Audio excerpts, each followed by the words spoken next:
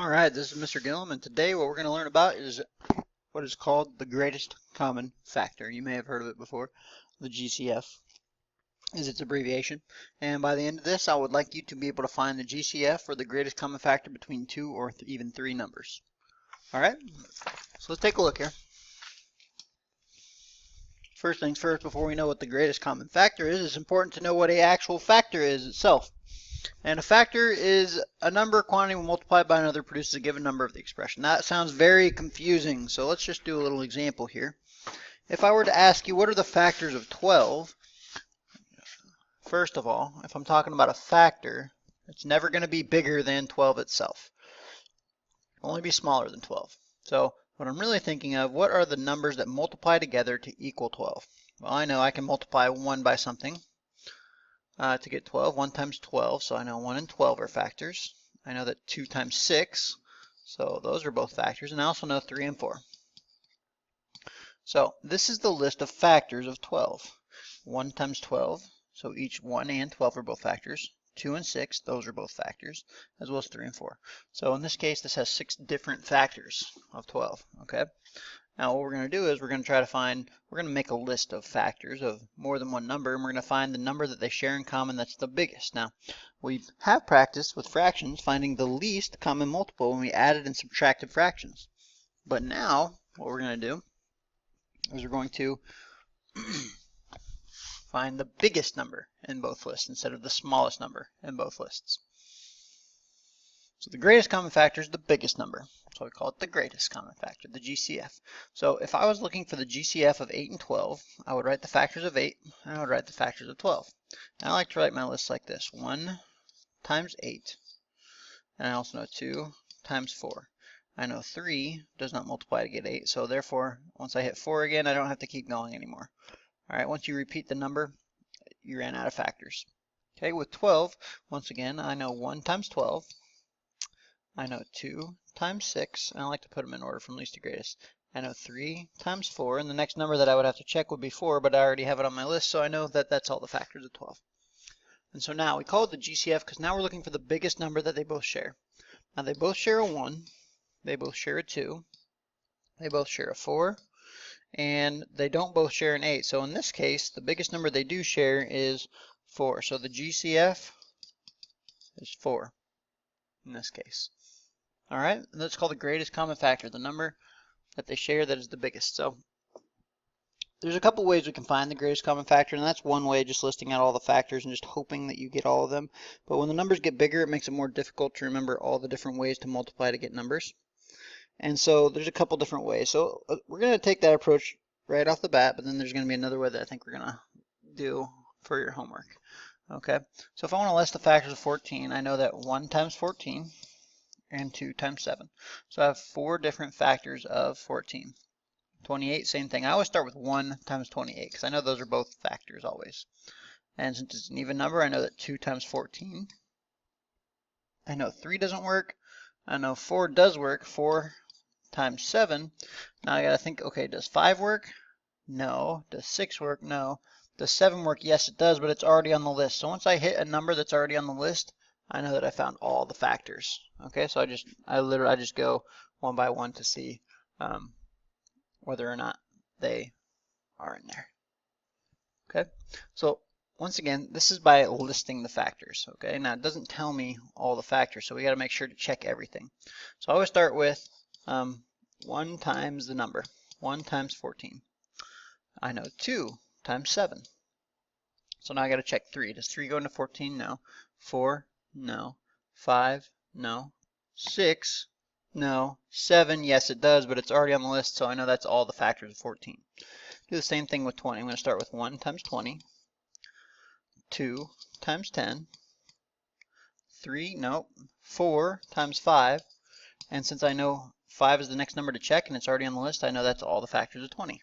So the GCF in this case would be the number that's biggest that they both share. So they both share 1, they both share 2, they don't share a 7 or a 14, so in this case the GCF is 2. They have 2 common factors, 1 and 2, but the greatest common factor would be 2 itself. Taking a look at 16, we have 1 times 16, 2 times 8, 3 times 3 doesn't work. 4, oh, 4 times 4. I don't have to list 4 twice. And since I know that 4 times 4 is 16, I can stop right there. There's 5 different factors of 16. For 42, I know 1 times 42. I know 2 times 21. I knew 2 goes into 42 because 42 is an even number. 3, ooh, tricky one. 3 actually does go into 42 14 times. So you can always use your long division if you're not sure how many times. 14 times. 4, nope, 4 doesn't work. 5, okay, 6. 6 times 7. Okay, so we have 1, 2, 3, 6, 7, 14, 21, 42. So let's see the common factors. Those are common. There's no 4, there's no 8, there's no 16. So once again, in this case, unfortunately, we just have 2 as our greatest common factor again. All right. It's just the biggest number that they both have. Now, I don't really prefer this method, but we can do a couple more examples. In fact, I think you get the idea. I would like you to do number 3 and 4 on your paper. Now, let me think about this. There's going to be 4 blanks for this one. And let me think about this again.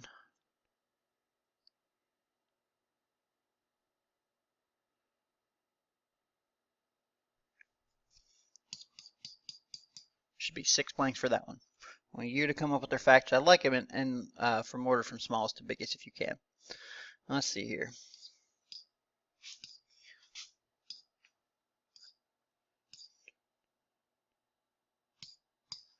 Okay, there's for 24 and 36. Let's see here.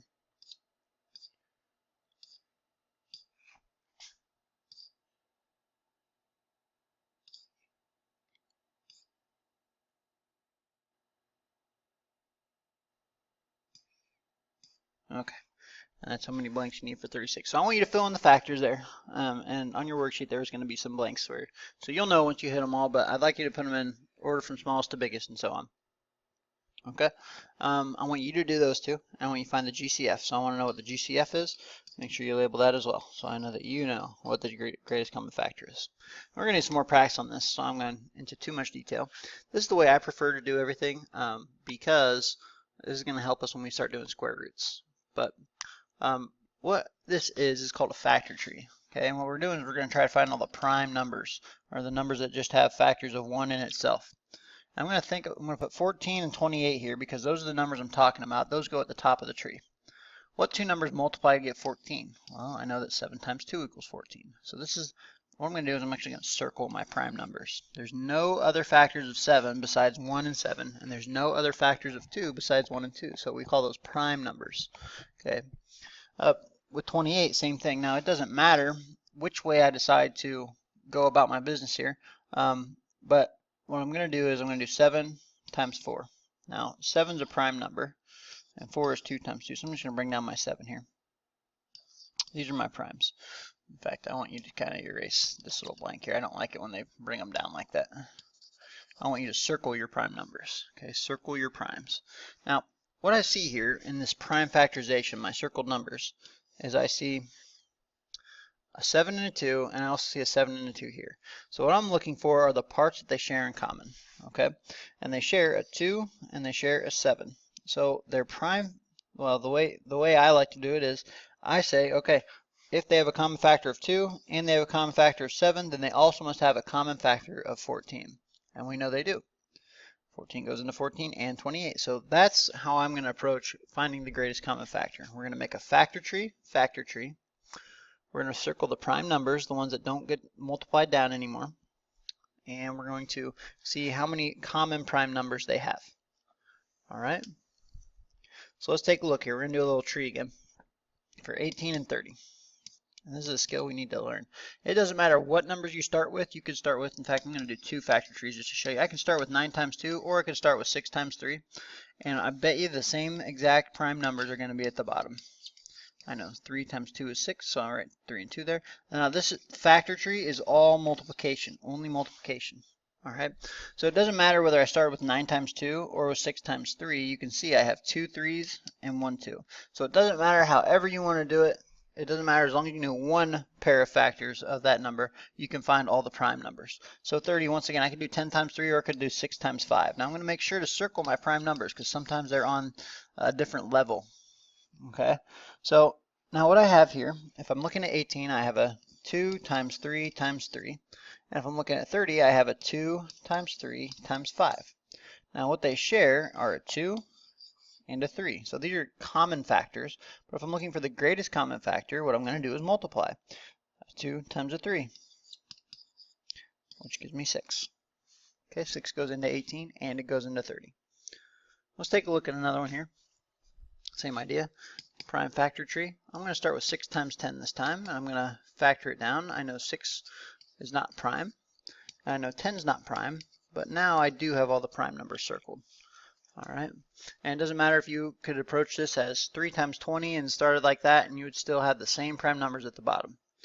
45 I know is 15 times 3. There's 3. And 5 times 3. So I'm going to write down my prime factors of 60. They're just the little numbers, 2 times 2 times 3 times 5. I'm going to put them right in order. And for 45, I have 3 times 3 times 5. Now, what I see is they both share a 3 and they both share a 5. All right, so if those are the two things they share, then I know 3 times 5 must also be a common factor. 15 is my greatest common factor. Okay, and this is the method I want you to use on your homework. And more than anything, I know you might know your multiplication facts well, but this process right here is going to be very important for square roots later on, so we need to get good at it now. And that's it for today.